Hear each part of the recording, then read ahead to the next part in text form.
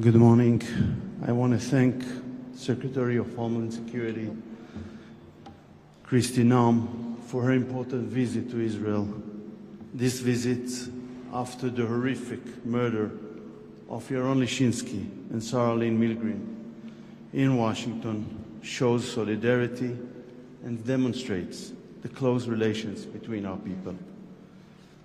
Our hearts break for this loss of young, promising lives. I want to thank you personally, Secretary Noem, and all the branches of the administration involved for the intensive investigation underway. Secretary, I also thank you for your long-standing support for Israel. President Trump and his administration show great commitment to fighting terrorism and anti-Semitism. I believe your visit here is part of it. We truly appreciate that. Israel has no greater friend and ally than the United States. We thank you for your support.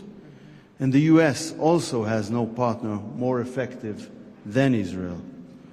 No other country in the world has achieved more impressive results in the fight against those who are also the declared enemies of the U.S.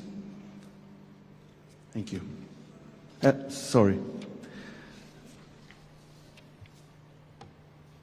To our enemies, I say today once again, Israel will never surrender to terrorism.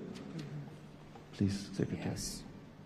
Well, thank you. Good morning, and thank you, Minister. I appreciate your hospitality and your focus on recognizing those that we have lost.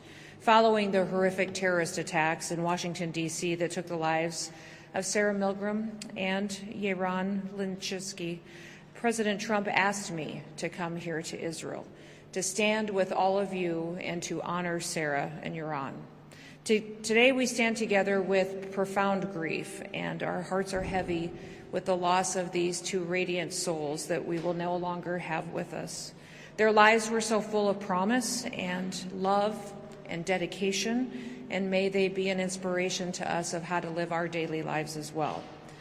They were people who recognized they were created to serve others, and they did that in a way to take straight on the face of other people that seek to divide us and that hate us. Yet in this moment of sorrow, we also ask that you would gather with us to honor their light and the unbreakable spirit of the Israeli and the American people. Yaron was known for his infectious smile and his unwavering commitment to peace and the vision of the Abraham Accords. But he believed in peace and goodness. Friends and family shared of Sarah that she glowed with warmth and compassion, dedicating her life to fostering peace and understanding. Her work for initiatives like Tech to Peace and her career in public diplomacy were incredibly important to her. Their love for each other, a bond that was so strong that Yaron had already chosen a ring to propose to Sarah here in Jerusalem, it reminds us of the dreams that terrorism seeks to destroy every single day. But we will not let hatred have the final word. Sarah and Yaron's lives are a testament to the power of love and service. They stood for something that was much larger than themselves, and their memory calls us to do the same. They have lived a life of significance that has forever changed us. Together they embody the very best of Israel, courageous, hopeful, and dedicated to peace. Now, yesterday at the Western Wall, I prayed Jeremiah 31. Jeremiah 31 says, "Thus saith the Lord, a voice is heard in Ramah, lamentation and bitter weeping. Rachel is weeping for her children. She refuses to be comforted for her children because they are no more. Thus says the Lord to us, keep your voice from weeping and your eyes from tears, for there is reward in your work, declares the Lord, and they shall come back from the land of the enemy. There is hope for your future, declares the Lord, and your children shall come back to their own country." I ask that God may bless Israel and that God may continue to bless their families, wrap his arms of comfort around them during this time. President Trump extends his greetings and his grief to all of you, and he stands with you as we fight this hatred in the world and know that Yaron and Sarah's lives will be of significance and will matter and will bring a unity among us that will help us defeat our enemies. May God bless Israel, and may God continue to bless the great United States of America. Thank you, Minister.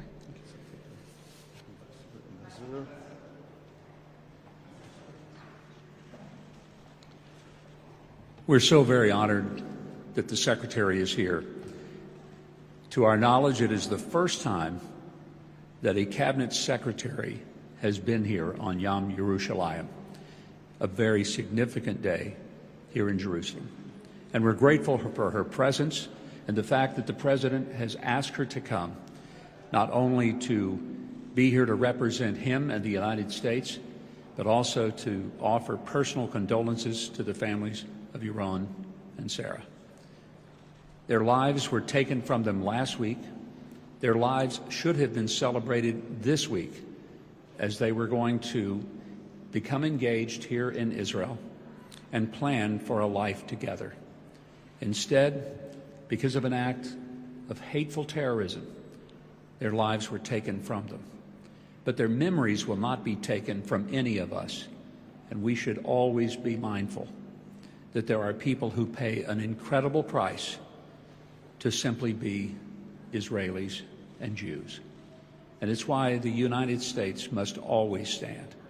And it's why it's so very important that we welcome the Secretary here to the State of Israel as she comes to offer in person an extraordinary sense, not just of condolences, but also a sense of confidence that the relationship between our nations will never waver, nor will it ever falter.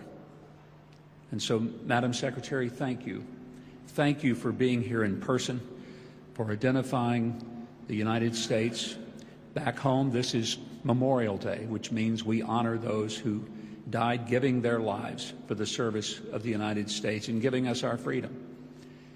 We come on this day to recognize that every day someone in the service of Israel falls in the battle to keep your nation free.